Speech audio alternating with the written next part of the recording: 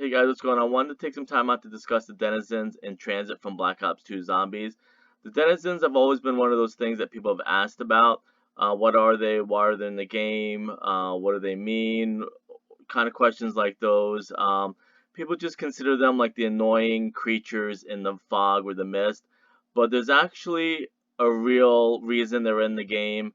And pretty much like everyone else, I've always just went along with the idea that it's there because of console constraints, that it's there to make the players slow down so you don't go from place to place.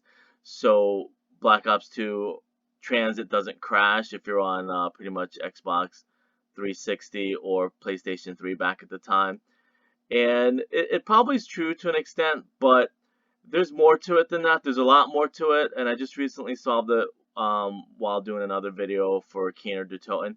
So I'm gonna kind of go through this pretty quickly. It's gonna be kind of a short video, but like I said before, a lot of people always wondered what they are, and I think unfortunately because of YouTube, people just make videos, come up with like kind of like a pseudo answer, half right, not half right, half true or half not true, but they're in there for more than just to slow you down. Because if you think about it, Jimmy and the devs and Treyarch could have put literally like thousands of different things to slow you down, but the denizens are in there for a specific reason, and they look the way they do for a specific reason.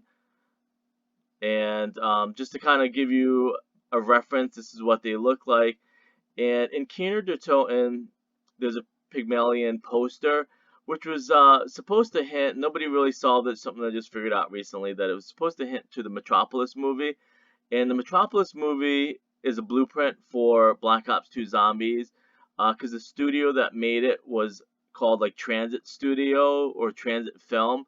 So that was how Transit first got its name. And the city, which is from Die Rise, was supposed to be New York City in the movie, and Tower of Babel is in the movie also. And I'll kind of go through some of that stuff you'll see, but no one really figured out, which I don't blame them, because when you search Metropolis and Pygmalion, you won't get a connection between the two, because Pygmalion is a style of movie or book, and Metropolis is that style, but for some reason, a lot of, I'm going to call it like maybe professionals or whatever, don't link the two.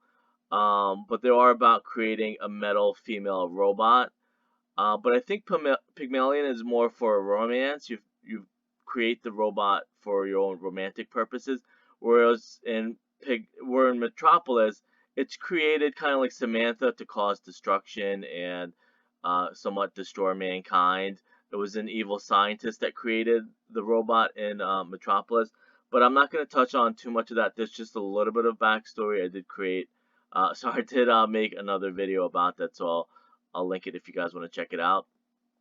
So as you can see, this is what the denizens were modeled after, and you can kind of see the artistic interpretation that Jimmy and Treyarch used, whereas the robot, it's actually a machine, is inside mist and cloud, and it kills, symbolically kills the employees because it works the employees to death. So you can kind of see, really quickly, I go back to it, how there are very similar, the pointy, sharp teeth, the big eyes. The eyes are kind of somewhat like on the side of the head. And I guess the eyes are kind of big, and the teeth, and they're in the mist. And as you know, obviously in Transit, the denizens only come in the mist and fog when you miss the bus or you're trying to get to maybe one of the spots, to maybe Nocturne Toten, maybe the cornfield, to do the Easter egg or find Easter egg parts, find the jet gun parts. So you can only come across denizens in the fog and the mist. And if you watch the movie, and I'll kind of link that also, you can check out the actual movie. It's a silent film, so it's going to be somewhat difficult to watch, but it's it's going to be a little bit difficult to understand for most people. But anyways, so you can see I have side-by-side comparison of the two, how that's kind of where they got the artistic, again, interpretation of it, how They only come in the fog. They're there to kill you and slow you down. Kind of like the machine in the movie. How it is actually I have a clip, so I'll just show you the clip and I'll kind of do a little bit of narration. The the workers work long hours and they get really tired and hot. And then what happens is when the employees start dying, the machine kind of falls apart. It overheats, and one of the actors who was the son, and that's also where we get the Maxis and Richtofen Easter eggs. You can decide what route you want to do. The movie's about the same thing. How you have the son and you have the dad. You have to decide which side pretty much you're gonna side with.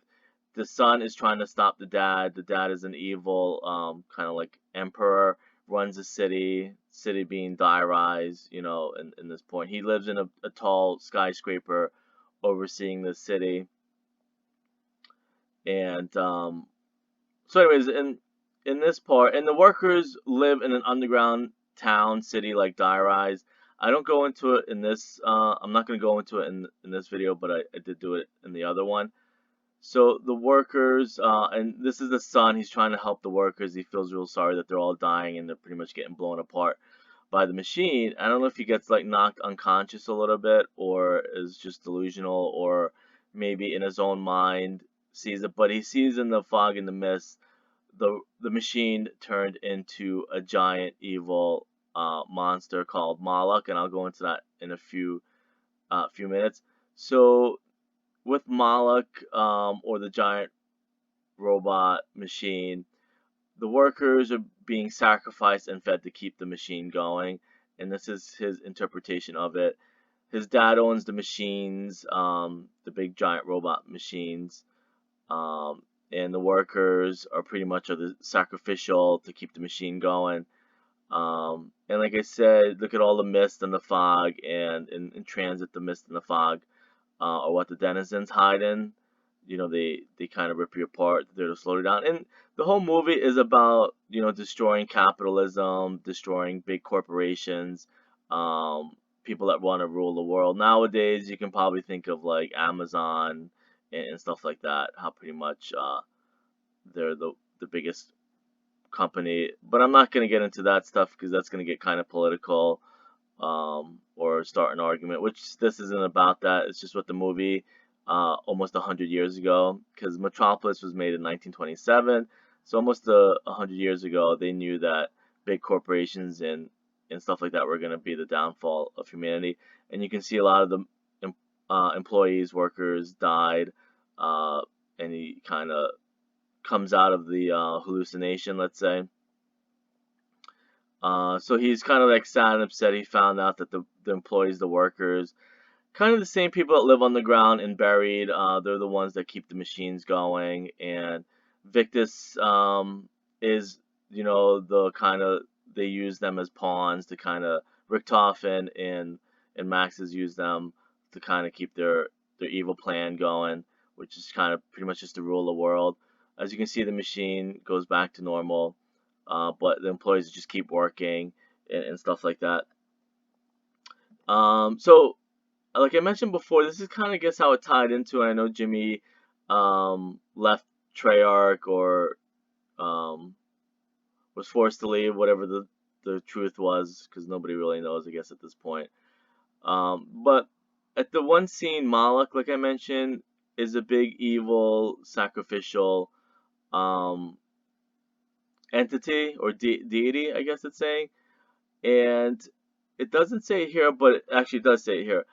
And I can see maybe where Treyarch or Jimmy was going to go in the future with the whole Zombies Black Ops 2 story. That the god is associated with child sacrifice, so that might have been why Origins ended the way it did. Maybe the children were going to be used for sacrifices and stuff like that. But obviously Blundell, Jason Blundell went a different route.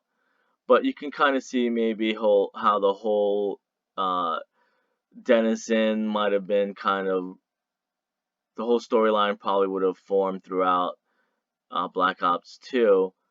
But anyways, this is just kind of like a little, I guess, fun fact. I guess you can say maybe down the road, they would have used him. Maybe it would have been like the last boss or something like that, or would have been in DLC 4 or maybe even DLC 5, because I think at the time there were rumors about a DLC 5 or something like that.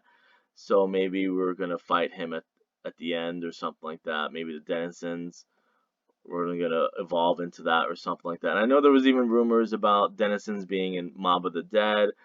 Maybe everybody hated him, they took him out, but it is kind of an important storyline or important character in Black Ops 2 Zombies.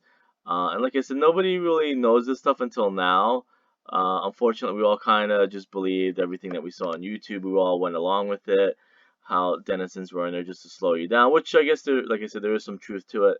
But the reason they chose Denizens is because it's from the actual movie that Transit, Die, Rise, and Buried is based off of. And you can go check this stuff out on your own. Anyways, I'll leave it at that. Like I said, just to kind of backtrack, and you can go check everything out for yourself. You can see how they look similar. The teeth are similar. They're both in fog, and they both are there to kill you, slow you down. Kind of like in the movie, the machine, you know, is pretty much killing their employees and workers, overworking them long hours, and eventually explodes and stuff like that. Anyways, I'll leave it at that for now. You can kind of do your research on your own, and I usually tell people to do that. Kind of look everything up on your own. Unfortunately, we know the nature of YouTube, and sometimes you can't believe the stuff that you see on YouTube, but you should probably just kind of research, look for some answers yourself. I got a lot more coming up in the future, so I'll see you guys later. Thanks.